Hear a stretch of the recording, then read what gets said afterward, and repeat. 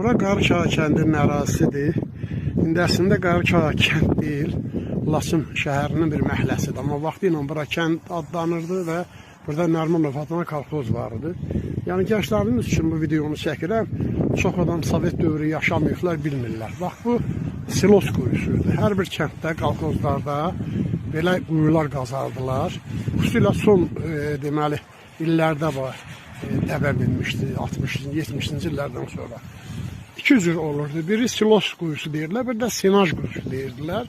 Yəqin ki bunlar rus sözüdür. Bu da heyvanlar üçün yemidir. Yəni otu doğrayır, tökürlər bura. Belə quyuydu, bura dağılıb. Tamam, dərinliyi olurdu bir 3-4 metr. Uzunluğu da eləsi vardı 50 metr uzunluğunda. Sonra buranı doldururdular otla. Tam kip şəkildə yığırdılar. Üstünə hətta traktor çıxırdı ki ağırlaşsın. Sonra üstün torpağını örtürürlər. Bağlayırdılar. Bura olurdu silos quyusu. Qışda açırdılar heyvanlar üçün. Ən keyfiyyətli yemidir, südü artıran, yağlı süd verən inəklər onu yeyəndə doğrudan da həqiqətən yaxşı məhsul verirdilər, kökəldirdi həm də heyvanı. Bir də vardı senaj quyuları.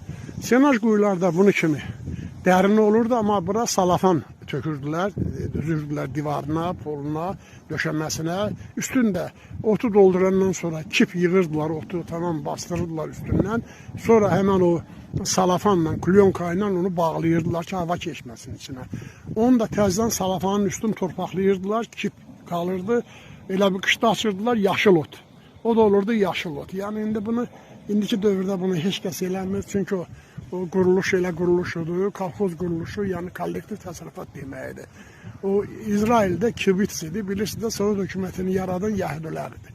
Bütün bir dənə adam orada tapan nəsil Rus milləti olsun. Yəni onu SSRİ yaradanların hamısı Stalinlə tutmuş, Leninlə tutmuş, nə bilim bütün hamısı onlar Trotski, o hansı ki Trotski, o sosializmin, ideolog, komünizmin ideologlarından biriydi. O da hamısı yəhudilər. İndi hal-hazırda bu saatdə İsraildə olanlar bilirlər. Orada kibutsilər var. Əsl kolxozdur, yəni kollektiv təsərrüfatdır. Çox gözəl məhsullar verirlər. Dünyada kənd təsərrüfatına görə İsrail ön yerlərdən birindədir. Yəni məhsuldarlığına görə də, ümumiyyətlə ümumi daxil məhsuldakı payına görə də çox deməli öndə olan dövlətlərdən biridir o kibutsun hesabına.